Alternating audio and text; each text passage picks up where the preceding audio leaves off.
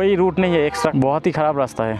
Network भी काम नहीं कर रहा है, ट्यूबलेस टायर नहीं है ना, सिलेंसन हो रहा है।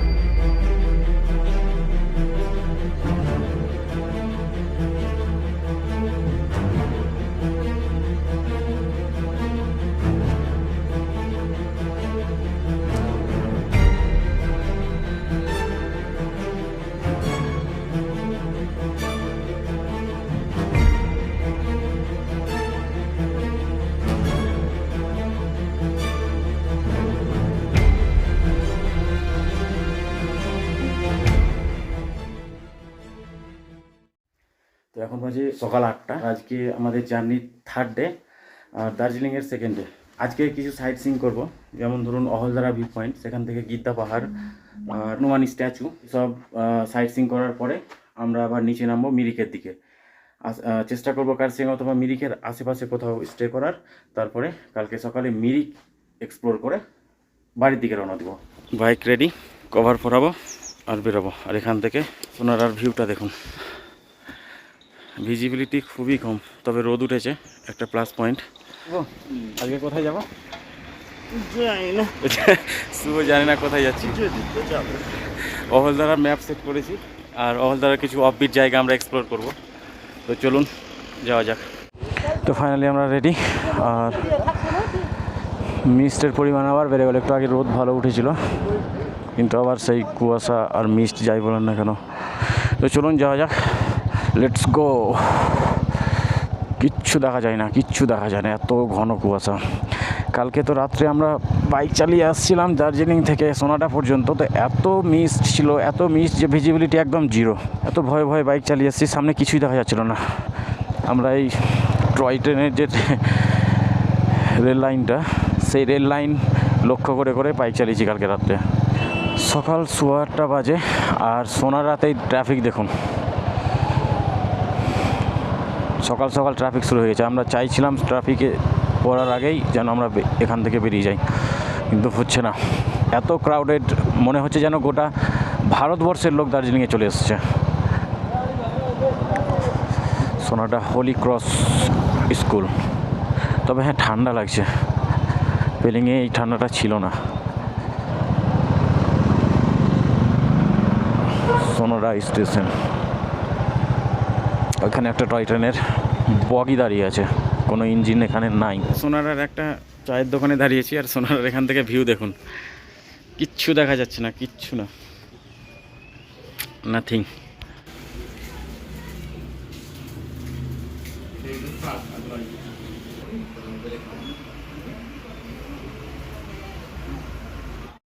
এখান থেকে আমরা লিফটার নিলাম, নিচের রাস্তাটা চলে গেল কার্সিয়াং।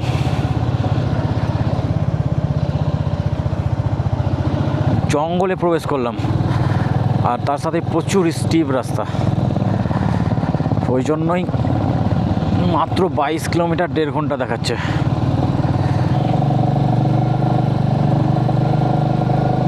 পুরো জঙ্গল এরিয়া, আমরা 3 জন শুধু। তবে হ্যাঁ, ভালো লাগছে, ক্রাউডেড এরিয়া থেকে অনেকটাই শান্তির জায়গা এটা।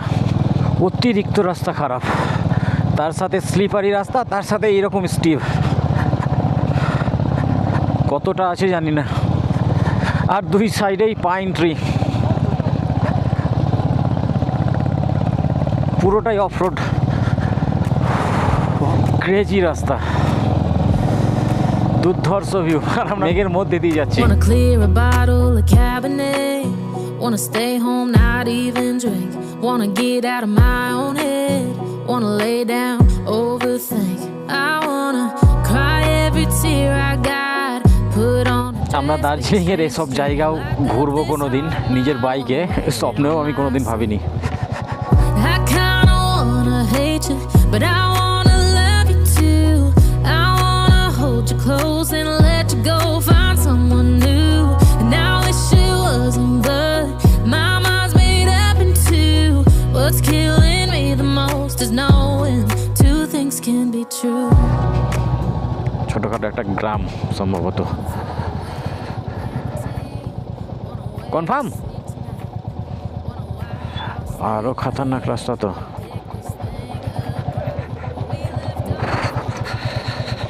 looks so dangerous.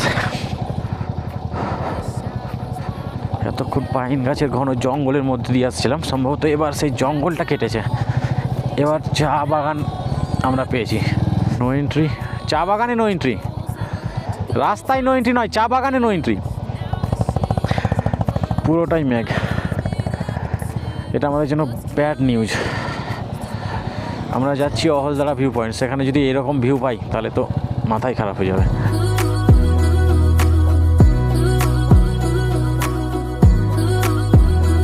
If it's black, it's white. If it's wrong, it's right. Soon as I pick one, I switch sides. কতটা আছে রাস্তা খারাপ? কতটা? চলো চলো, হ্যাঁ চলো, একটু আগে চলো, একটু ডিস্টেন্স রাখ। হ্যাঁ, সো ডেঞ্জারাস।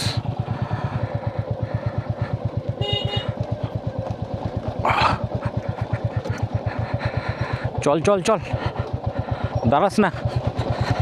ও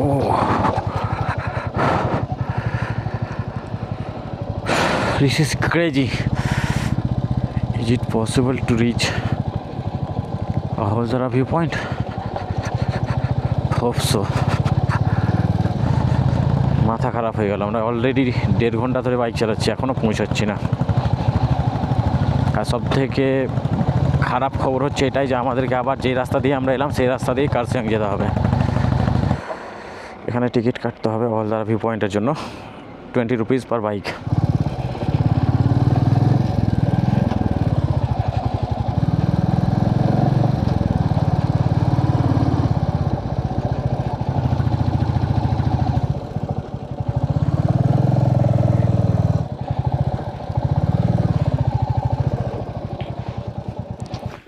ওটা বাইকের রোডের জন্য টিকিট কাটতে হলে এবার এখানে এন্ট্রি করার জন্য আবার টিকিট। কত প্রাইস? 20 পার পারসন, 20 এখানে। এটাই হচ্ছে অহলদারা ভিউ পয়েন্ট, যেখানে কোনো ভিউই পাচ্ছি না। অহলদারা ভিউ পয়েন্টে কোনো ভিউ নেই। দূরে তিস্তা নদী দেখা যাচ্ছে, তবে ক্যামেরায় আসছে না।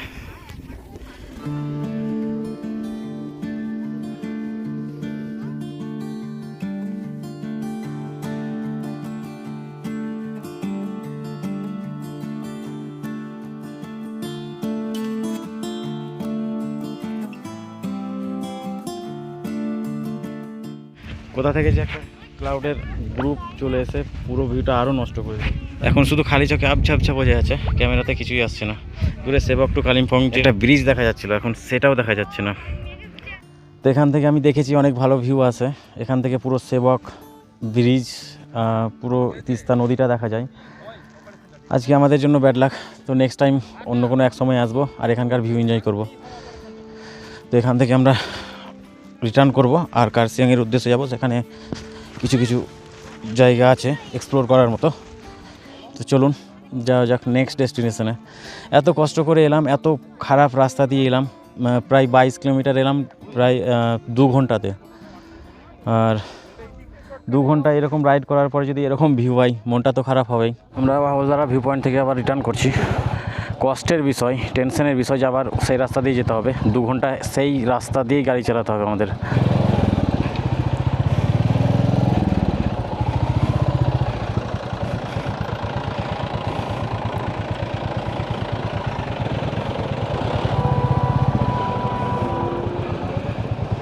भैया कार्सियांग किधर से जा सकते हैं? ये वाला रूट छोड़ के और रूट नहीं, यहाँ से नहीं जा सकते? लट पंचर हो गए, कोई रूट नहीं है एक्स्ट्रा, बहुत ही ख़राब रास्ता है। कितना टाइम लगेगा यहाँ से?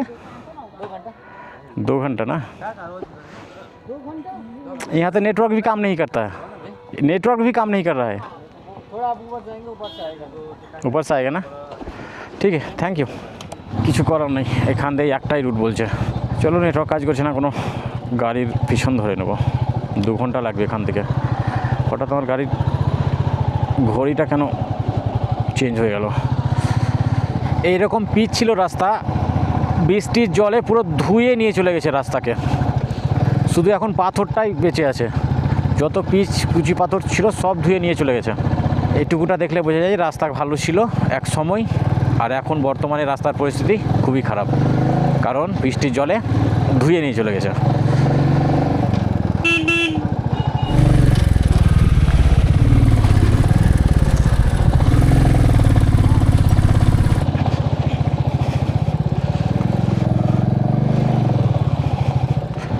বৃষ্টি পড়ছে, বৃষ্টি। আর সামনে কিছু দেখা যাচ্ছে না, এতটাই মেঘ, রাস্তার মধ্যে এতটাই মেঘ জমে আছে যে কিছুই সামনে দেখা যাচ্ছে না। ভিজিবিলিটি একদম জিরো, কিছুই বুঝতে পারছি না।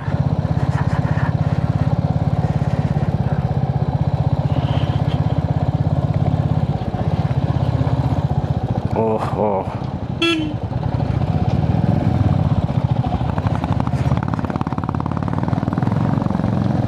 look at that view, pine forest, শান্ত পরিবেশ। আমরা প্রায় 50 মিনিট ধরে এই খাটারা রাস্তা দিয়ে গাড়ি চালিয়ে এলাম, কোমর টোমর ধরে গেল। আর এখন কার্শিয়াংয়ের উদ্দেশ্যে যাচ্ছি। কিছুক্ষণ দাঁড়ালাম, জাস্ট 2 মিনিট ব্রেক নিলাম। Kurseong, thank you.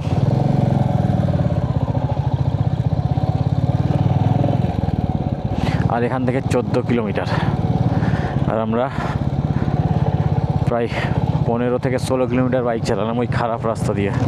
আমাদের এখানে বাইকে টাইম দেখাচ্ছে একটা, মোবাইলে দেখাচ্ছে আর একটা। এখানে বাজছে 12টা 43 আমার ঘড়িতে মোবাইলে, আর তোমার মোবাইলটা দেখি 12টা 13। কিসের টাইম ধরছে? মোটরসাইকেলে 12টা 13 ঠিকই আছে। 12টা 13, আমার বাইকেও 12টা 13 ছিল, বাইকেও 12টা 13, কিন্তু আমার মোবাইলে কেন 12টা 43, মানে 30 মিনিট বেশি। যেটা বুঝতে পারলাম আমার মোবাইলেই টাইমটা বেশি দেখাচ্ছে। যা কলকাতা থেকে দুজন দাদা এসছেন, ওনারাও বাইকে, তো ওনাদেরকে জিজ্ঞাসা করলাম, না 12টাই বাজছে। আমার মোবাইলের কিছু গন্ডগোল হয়েছে।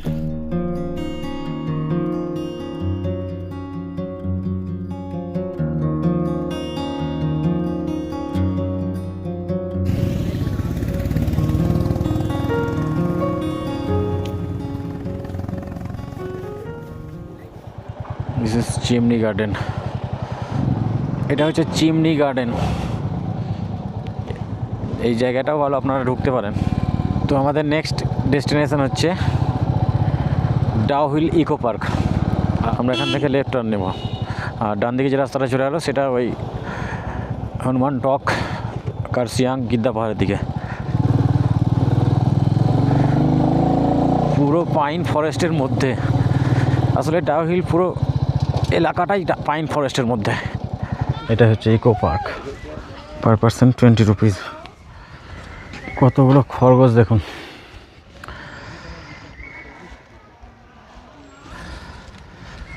সব থেকে বড় কথা, টিকিট কেটে ভিতরে ঢুকে গেছি, এবার যাবো কোন দিকে বুঝতে পারছি না।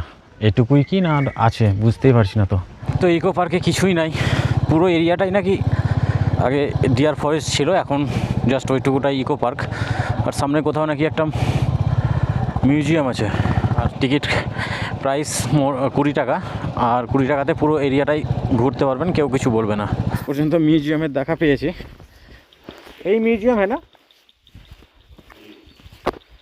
ক্যামেরা এলাও হ্যাঁ, ক্যামেরা এলাও নেই এখানে, ক্যামেরা এলাও নয়, আমি কিছু দেখাতে পারবো না।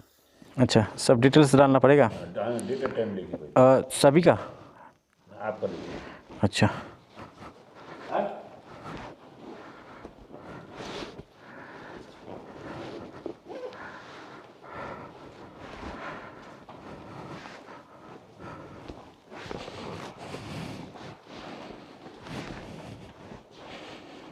তো আমরা ডাউহিল মিউজিয়ামটা ভিজিট করলাম। তো আমি আপনাদেরকে বলবো মাস্ট ভিজিট প্লেস। এখানে পুরো যতগুলো জন্তু জানোয়ার আছে, প্রত্যেকটা জন্তু জানোয়ারের অরিজিনাল স্কাল, অরিজিনাল খাল, এবং কিছু কিছু জানোয়ারের তো মামি করে রাখা হয়েছে। আর তার সাথে পাইন গাছ দিয়ে তৈরি বিভিন্ন ধরনের আসবাবপত্র, বিভিন্ন ধরনের জিনিস তৈরি করা হয়েছে, যেটা আমিও জানি না কী জিনিসগুলো। এখান থেকে নেক্সট আমাদের ডেস্টিনেশন হবে হনুমান টক, যেটা কার্শিয়াংয়েই আছে। এখান থেকে জাস্ট 2-3 কিলোমিটার। সত্যি অসাধারণ মিউজিয়ামটা, আপনারা অবশ্যই আসবেন, মিস করবেন না। তো ওখানে ক্যামেরা অ্যালাউড নেই, তো আমার ভুলবশত আমার অ্যাকশন ক্যামেরা অন ছিল, ভুলবশত কিছুক্ষণ আমি করে ফেলেছি। তো কিছুক্ষণ ক্লিপ আপনারা দেখলেন। West Bengal forest school, Dowhill, ESTD 1907। Sir, Hanuman talk, Hanuman statue नीचे रहेगा? अच्छा, আমরা তো ভুল করে উপরে চলে এসেছি, আবার নিচে নামতে হবে।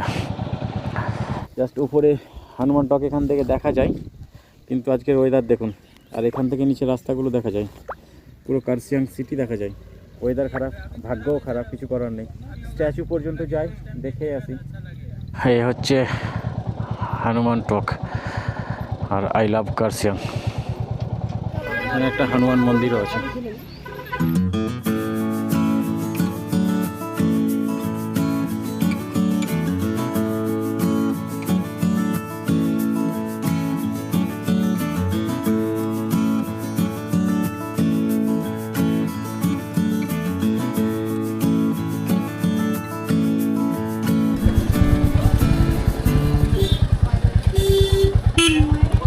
তো হনুমান টক কেউ বিদায় জানিয়ে আমরা নেক্সট ডেস্টিনেশন যাচ্ছি। কার্সিয়াংয়ের যত সাইট সিং আছে আমরা করেই ছাড়বো।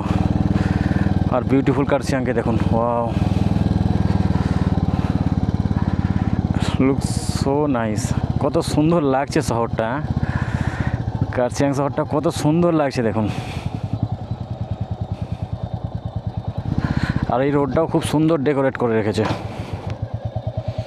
এখান থেকে কার্সিয়াং 0 পয়েন্টটা দেখা যাচ্ছে দেখুন। একটা রাস্তা চলে যাচ্ছে শিলিগুড়ি হিলকাট রোড হয়ে, আর একটা চলে যাচ্ছে রোহিণী হয়ে শিলিগুড়ি। আমরা হিলকাট রোডে প্রবেশ করলাম, আর এখান থেকে আমরা যাব নেক্সট ডেস্টিনেশন ইগল ক্র্যাগ। সামনে আসছে 0 point. Welcome to Kurseong, Gorkhaland territorial administration.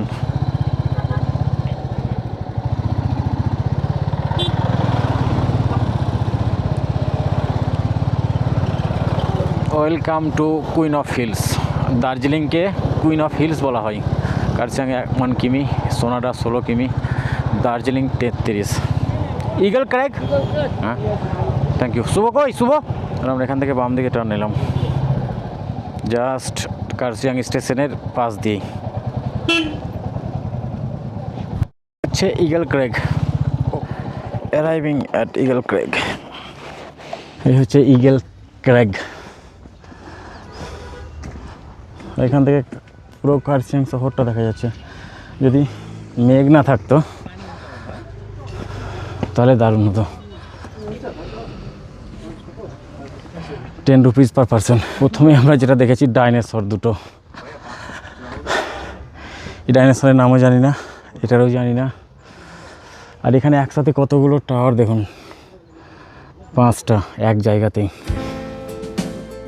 Eagles crag পশ্চিমবঙ্গের কার্সিয়াংয়ের একটি জনপ্রিয় পাহাড়ের চূড়ার দর্শনীয় স্থান এবং পর্যবেক্ষণ কেন্দ্র। কার্সিয়াং রেলওয়ে স্টেশন থেকে মাত্র 1 কিলোমিটার দূরে অবস্থিত এই স্থানে একটি সরফিল সিঁড়ি সহ একটি ইস্পাতের পর্যবেক্ষণ কেন্দ্র রয়েছে, যেখান থেকে তিস্তা উপত্যকা, শিলিগুড়ি সমভূমি এবং গোর্খাল্যান্ড আন্দোলনের স্মৃতিসৌধের বিস্তৃত দৃশ্য দেখা যায়। 50,000 গ্যালন এখানে জল ধরে। এটা 50,000 গ্যালন, ওইটা 50,000 গ্যালন। দেখেই মনে হয় যত সম্ভব পুরো কার্সিয়াংয়ের জল সরবরাহ করা হয়। আর এখানে প্রচুর গরম লাগছে, আর আকাশের অবস্থাও খারাপ হয়ে গেল। এখান থেকে আমরা আবার চেষ্টা করব মিরিকের দিকে যাওয়ার।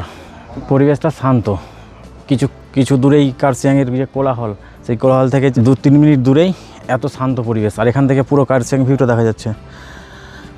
খালি চোখে দেখা যাচ্ছে, কিন্তু ক্যামেরায় আসছে না, কারণ পুরোটাই মেঘলা আকাশ। এই হচ্ছে ইগল ক্র্যাগ। আমরা এখান থেকে তাড়াতাড়ি রওনা দেব। আকাশের অবস্থা খারাপ। আমাদের বাইক দেখুন ওইখানে। আমরা কার্সিয়াং থেকে পাংখাবাড়ি রোড ধরে মিরিকের দিকে যাচ্ছি। আর রাস্তাটা খুবই ডিক্লাইন, প্রচুর ডিক্লাইন। আর সবথেকে বড় কথা, বৃষ্টি হয়েছে, রাস্তা পুরোটাই ভেজা। আর এখান থেকে সময় দেখাচ্ছে 1 ঘন্টা 20 মিনিট লাগবে মিরিক যেতে। আর শিলিগুড়ি থেকে যতগুলো রাস্তা আছে কার্সিয়াং যাওয়ার বা দার্জিলিং যাওয়ার, সবচাইতে স্টিভ হচ্ছে এই পাংখাবাড়ি রোড। এই রাস্তাটা তো সত্যি খুব স্টিভ। কতটা নিচে নেমে যাচ্ছে দেখুন। কিন্তু রাস্তা খুব সুন্দর, খুবই সুন্দর রাস্তা। আজকের সবচাইতে সুন্দর রাস্তা এটাই, সুন্দর ওয়েল মেনটেন রাস্তা, সিরিয়াসলি পাহাড়ের উপর, দেখেই মন খুশি হয়ে গেল। আর দেখুন সামনে গ্লাস লাগানো আছে যাতে ওই দিক থেকে কে আসছে দেখা যাচ্ছে। এইটা সব জায়গায় করে দিতে হবে, যতগুলো হেয়ার পিন বেন্ড আছে এখানে একটা দেওয়া উচিত। মাকাই বাড়ি, জায়গাটার নাম কি মাকাই বাড়ি। ওয়াও, কিছুক্ষণেই কতটা নিচে নামলাম দেখুন। এখান থেকে প্লেন দেখা যাচ্ছে, প্লেন বলতে প্লেন সারফেস, সমতল, মানে আমরা পাহাড় থেকে অনেকটাই নিচে নেমে গেছি। আর এখানে একটু গরমও লাগছে। এটা চলে গেলো মাটিগাড়া হয়ে শিলিগুড়ি। আর আমরা এখান থেকে জাস্ট রাইট টার্ন নিলাম। আর ছোট্ট একটা মন্দির এটা।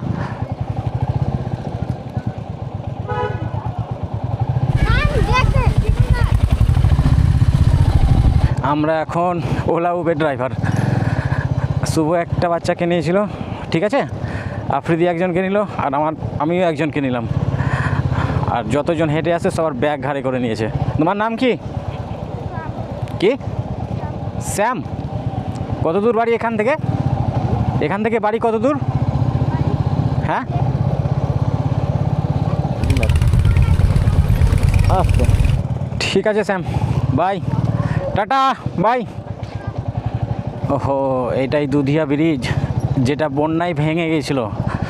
আর এটা পাশ দিয়ে টেম্পোরারি একটা রোড করা হয়েছে, রাস্তা করা হয়েছে। দেখুন কি অবস্থা, পুরো ব্রিজটাই ভেঙে গেছিলো। আগে ছোট ছিল আর এখন বড় করে করা হচ্ছে ব্রিজটা। আমি দেখেছিলাম এটা ইউটিউবে। আর কত সুন্দর জল নামছে। এটাই হচ্ছে দুধিয়া। দারুণ দারুণ দারুণ জায়গা।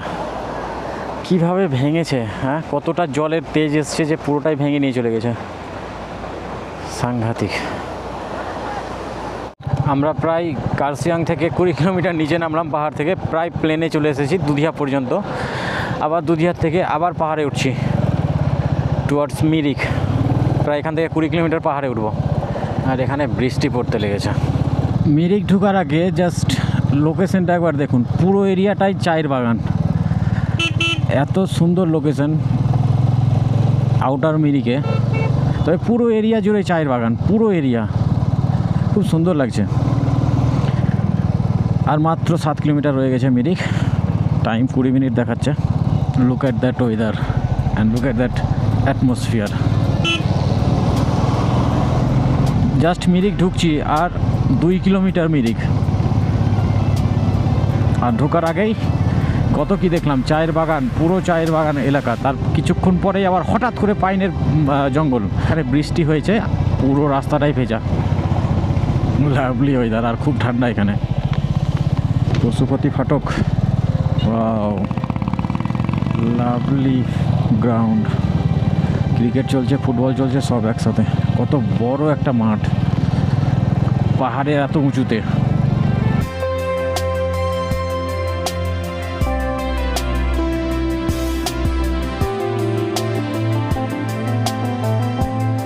আমরা এখন মিরিকে। আর মিরিকে এসে চরম বৃষ্টি, চরম। জাস্ট পৌঁছালাম মিরিকে আর এই গ্যারেজে বাইক রাখলাম। আমাদের ভাগ্যটাই ভালো, আমরা যেইখানেই পৌঁছাচ্ছি তারপরেই বৃষ্টি শুরু হয়েছে। আর আমাদের বাইক যা পারফর্ম করছে না, কোন জায়গা না গিয়ে নিয়ে গেলাম বাইককে, সেরা সেরা। এই হচ্ছে মিরিক লেক। আর আমাদের এখন লাঞ্চ হবে সন্ধ্যা 5:30টায়। আর এই মিরিক লেক এক্সপ্লোর করবো কালকে সকালে। আমাদের চিকেন থালি ও আরম্ভ করে দিয়েছে অলরেডি, দিন থেকে ভাত পড়েনি পেটে। ফাইনালি আমরা মিরিকের হোটেলে প্রবেশ করেছি। আর আমরা হোটেলটা এত সুন্দর জায়গায় পেয়েছি, আমাদেরকে কী বলবো। ওইখানে আমাদের বাইক পার্ক। আর এই হচ্ছে মিরিক লেক। এর থেকে ভালো জায়গা হয় না, খুবই ভালো লোকেশন। অন্নপূর্ণা হোটেলের নাম। কালকে আবার মিরিক লেক এক্সপ্লোর করে দেখাবো, তারপর এখান থেকে রিটার্ন করবো, ননস্টপ বাড়ি যাব। কালকে অনেক লম্বা একটা দিন আছে। তো ভিডিও এখানেই শেষ করছি। দেখা হবে আরও একটি নতুন ভিডিওতে।